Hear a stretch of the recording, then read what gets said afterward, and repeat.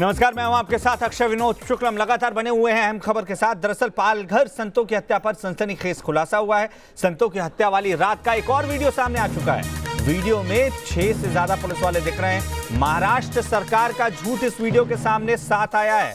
अब आपको बता दूं कि जिस तरीके से महाराष्ट्र सरकार कह रही थी कि 2 से ज्यादा पुलिस वाले वहां पर मौजूद नहीं थे और यही वजह है कि भीड़ को काबू में कर पाना नामुमकिन था, लेकिन ये वीडियो देखिए, एक के बाद एक 5 से ज्यादा पुलिस वाले आपको नजर आएंगे। सवाल ये उठता है कि क्या इनकी संख्या और ज्यादा थी? यहाँ बीच में वो संत बैठे हुए हैं, उनके चारों ओर पुलिस के जवान नजर आते हैं और इसके बावजूद भीड़ इनकी निर्मम हत्या कर देती है। और यही वजह है कि लगातार सवाल ना सिर्फ खाकी पर उठते रहे हैं बल्कि महाराष्ट्र सरकार के ऊपर भी उठ रहे हैं। क्या महाराष्ट्र सरकार कोई सच छुपाने की कोशिश कर रही है? आखिर इस झूठ के पीछे की वजह क्या है, मकसद क्या है? ये 4 तस्वीर आपके सामने, पूरी कहानी अब तक क्या कुछ हुई है। न्यूज नेशन की टीम ग्राउंड जीरो पर पहुंची।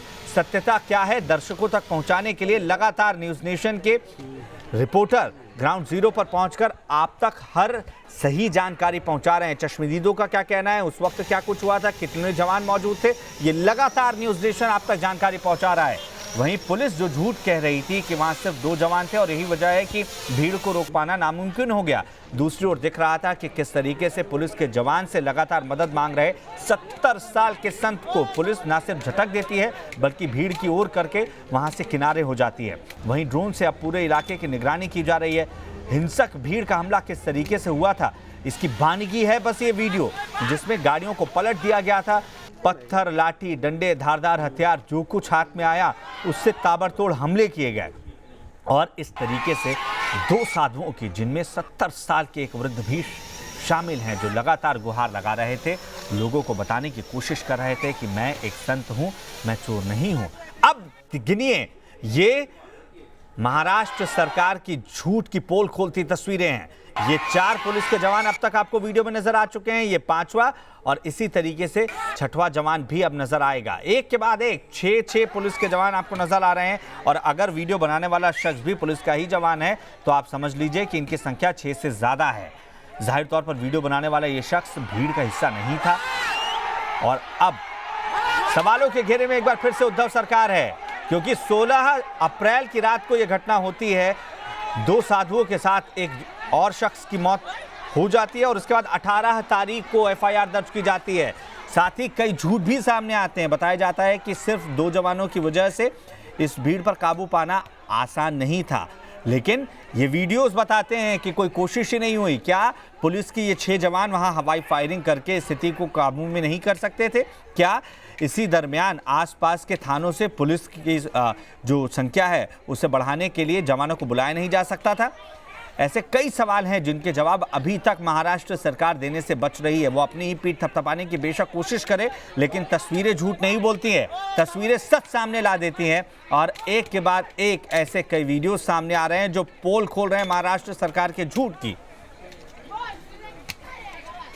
तो पालघर मामले में अब जब हमने कुछ देर पहले कांग्रेस नेता सचिन सावंत से बातचीत की तो वो सरकार के बचाव में उतर आए। आप भी सुनिए उनका क्या कहना था। अगर वहाँ पर साधुओं की इस तरह से पुलिस के द्वारा सौंप कर भीड़ को हत्या की गई है तो डीएम और एसपी पर आपने कार्रवाई क्यों नहीं की? उन पर हत्या का केस क्यों नहीं चलाया गया?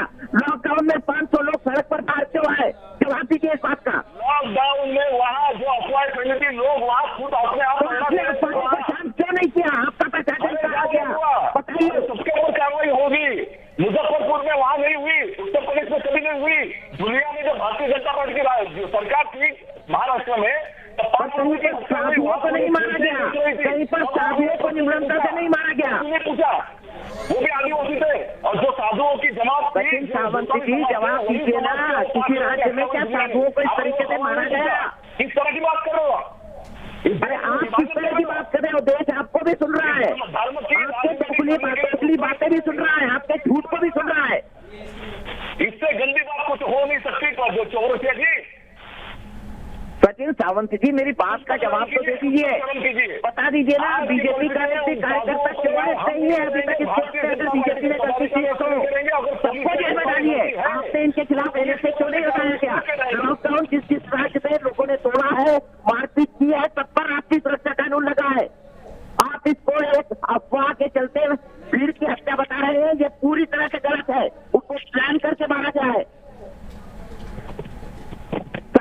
सावंत जी, आप खामोश क्यों हो गए? जवाब दीजिए। नहीं मतलब क्या पूछो वापस पूछिए, आपको तो मुंह तोड़ जवाब दूंगा मैं, बताइए। सचिन सावंत जी, मेरा पहला सवाल, आपने कहा लोग गांव वाले अपने इलाके की पेट्रोलिंग कर रहे थे। पेट्रोलिंग करने का काम पुलिस का है लॉकडाउन में कि गांव वालों का? जवाब दीजिए, तो जवाब दीजिएगा, इस प्रकार की बात मत करिएगा। अरे आपके कौन से शहर में, वो चौरसिया की कौन से शहर से बात कर रहे हैं? सबसे दुर्गम इलाका वहां का है। आप लग रहा है कि हर एक गांव में पुलिस पहुंच सकती है इस देश की? यही सवाल अगर आपने उत्तर प्रदेश के लोगों में क्यों नहीं पूछा? जब वहां भी मॉब लिंचिंग हुई थी एक पुलिस ऑफिसर की, वहां जान गए, वहां क्यों नहीं पूछा? मुझे पता है कि सचिन सावंत जी, मैं महाराष्ट्र और मध्य प्रदेश की सीमा से रहने वाला हूँ, आदिवासी इलाकों का रहने वाला हूँ। 1-1 किलोमीटर की मार्किंग करके रखती है पुलिस। आपको नहीं पता होगा, नए प्रवक्ता बने हैं आप।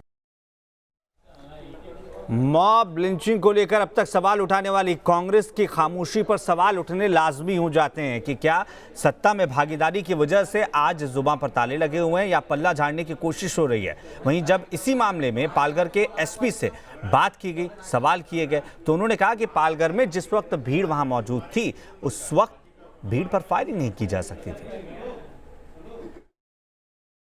साधुओं को भीड़ के हवाले क्यों कर दिया गया, इसका क्या जवाब है? देखिए, साधुओं को भीड़ के हवाले नहीं किया गया है। टोटल 3 लोग थे उसमें, 3 में से 2 को पुलिस गाड़ी में बैठाया गया था।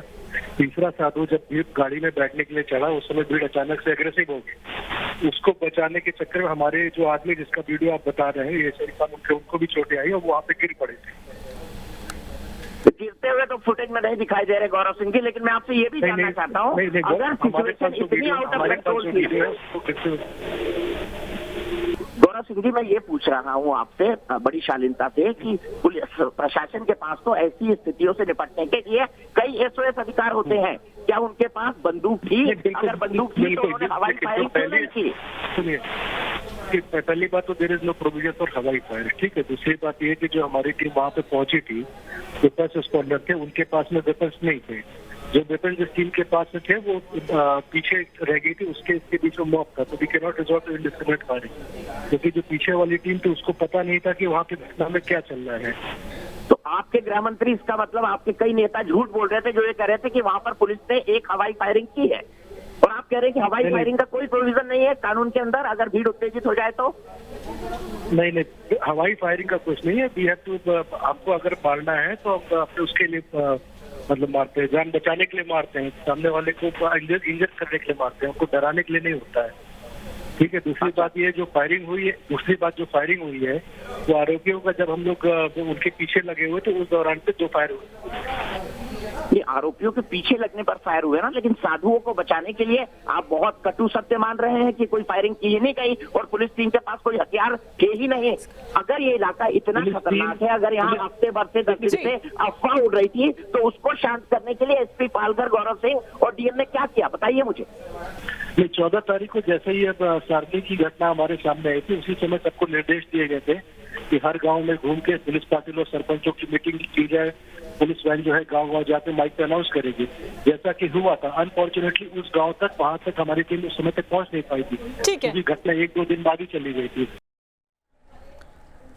गोलमोल जवाब हर तरफ से, चाहे राजनीतिक पार्टी हो, चाहे फिर खाकी से जुड़े लोग हों, इसी तरीके के जवाब दे रहे हैं। सवाल उठ रहा है कि हवाई फायरिंग पहले नहीं की जा सकती थी, आरोपियों के ऊपर फायरिंग की गई, तो भाई ये पहले जान बचाने के लिए फायरिंग क्यों नहीं की गई थी? आज 3 लोगों की जान शायद बचाई जा सकती थी। हमारे सहयोगी शैलेंद्र सिंह ग्राउंड जीरो पर मौजूद है, जो लगातार सच सामने लाने की कोशिश कर रहे हैं। शैलेंद्र, झूठ एक के बाद एक बेनकाब होते जा रहे हैं। पुलिस का यह कहना है कि वहां सिर्फ 2 जवान थे, अब एक नए वीडियो के बाद ये भी झूठ का पुलिंदा ही साबित हुआ है।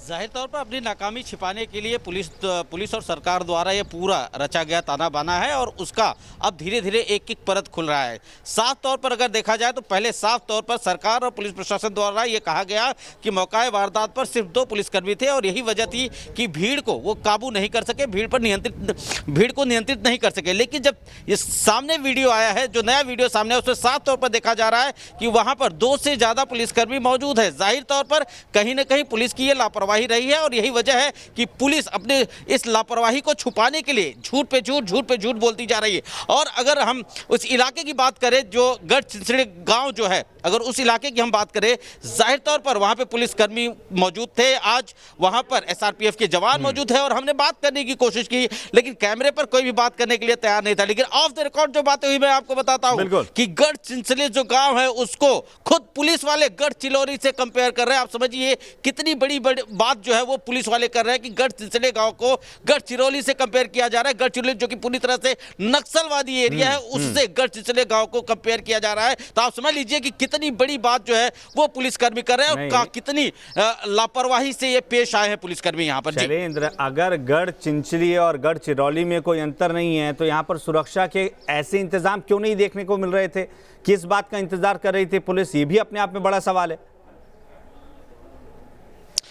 जाहिर तौर पर जो इलाका है पूरी तरह से दुर्गम इलाका है और यहाँ पर अगर बात करें तो पुलिस उस दौरान मौजूद नहीं थी और जब हम लोगों की बात हुई है उस दौरान जो बाद में जब पुलिस को इन्फॉर्मेशन मिली है पुलिस वहाँ पर पहुँची है। लेकिन कहीं ना कहीं जिस तरह का इन्होंने झूठ बोलने का प्रयास किया, सच्चाई को छिपाने का प्रयास किया, क्योंकि जाहिर तौर पर वहाँ पर मॉब लिंचिंग हुई है पुलिस की मौजूदगी में। ये वीडियो में साफ देखा जा रहा है कि पुलिस जो है हाथ झटक कर जो बुजुर्ग संत है उनका हाथ झटक कर परे हट जा रही है। तो कहीं ना कहीं उन पे सवाल उठना लाजमी था और इसी को छिपाने के लिए इस तरह की कोशिश की जा रही है।